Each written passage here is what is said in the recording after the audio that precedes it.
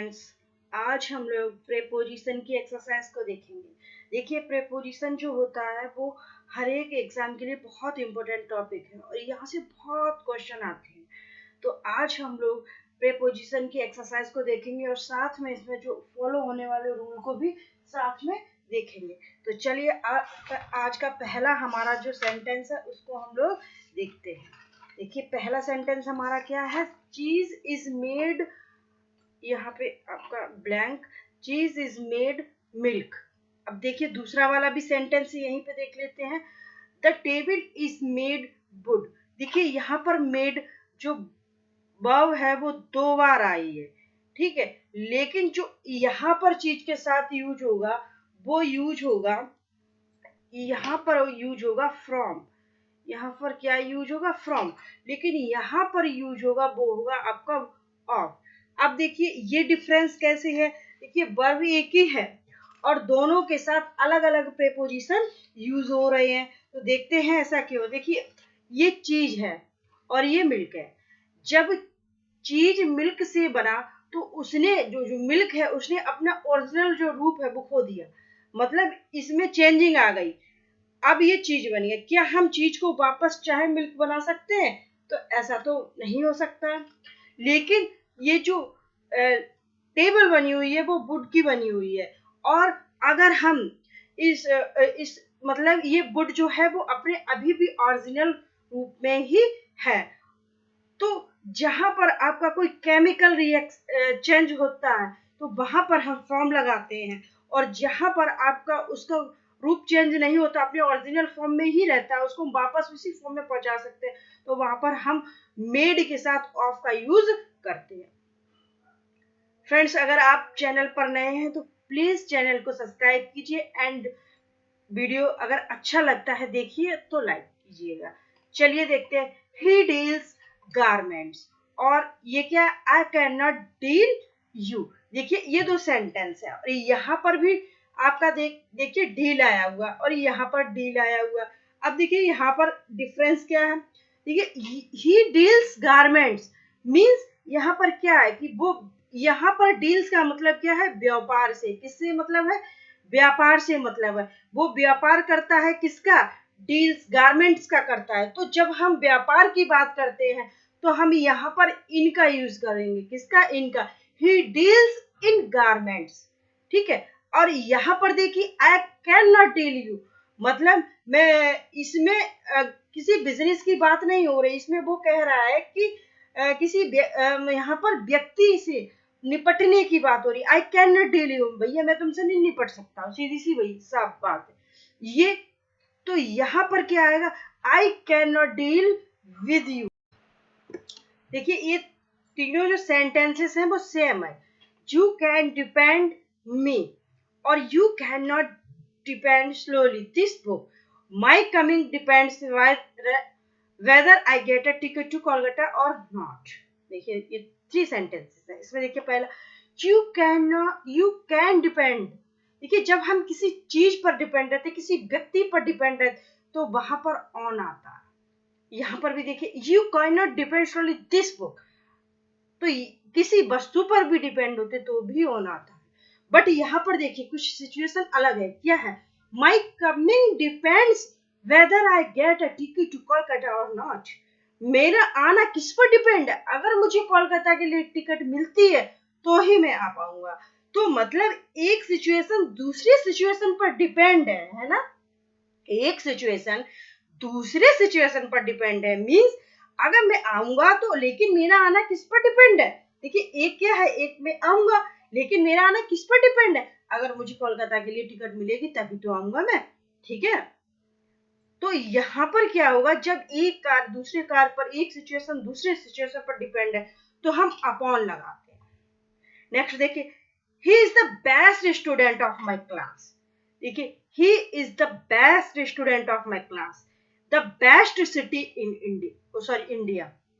ये अब देखिए यहाँ पे क्या आएगा, यहाँ पे क्या आएगा? देखिए समझिए, ही is the best student of my class.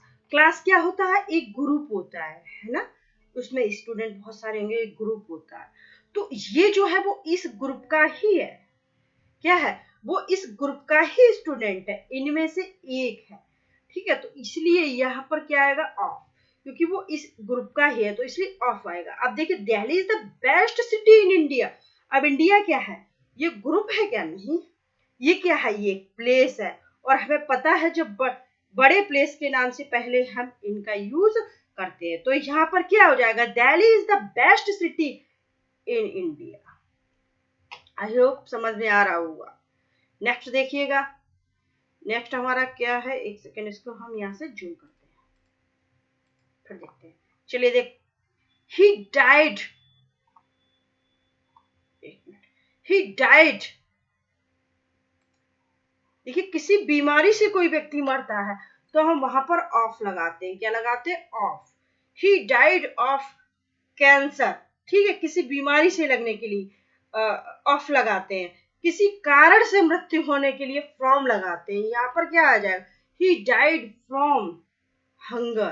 और देखिए, कार्य का जब कोई काम कर रहा है उसी को दौरान उसकी मृत्यु हो जाए तो यहाँ पर क्या लगाते हैं, डाइड इन हार्नेस। देखिए, किसी भी बीमारी से कोई व्यक्ति मरता है तो ऑफ आएगा, किसी कारण से कोई व्यक्ति मरता है ना, तो वहां पे फ्रॉम आएगा।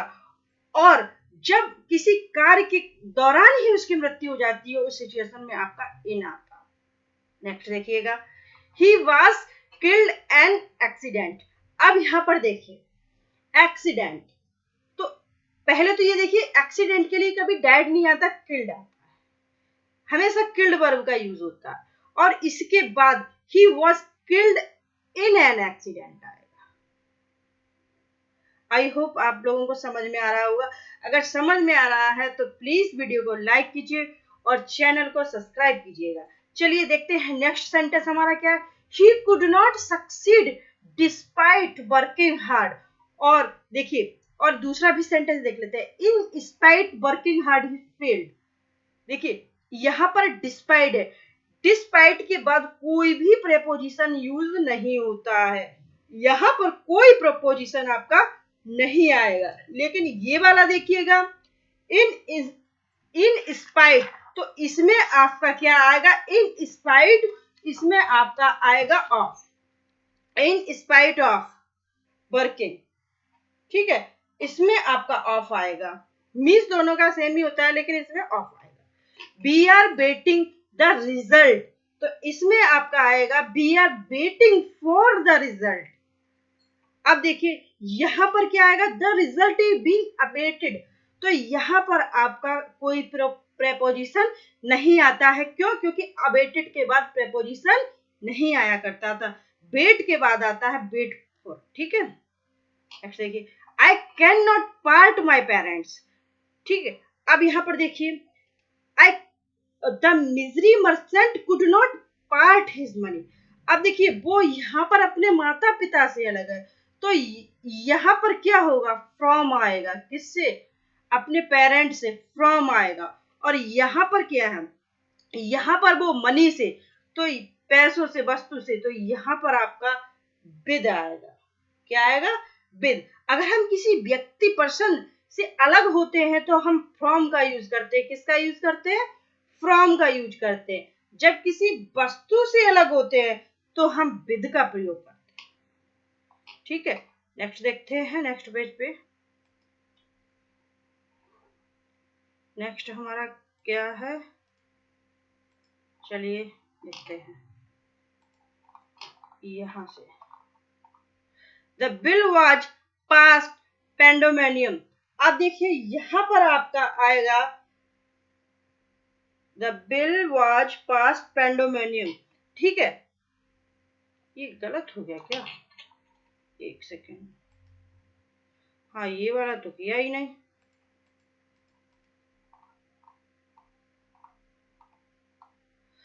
He sat me as the seat next to mine was vacant।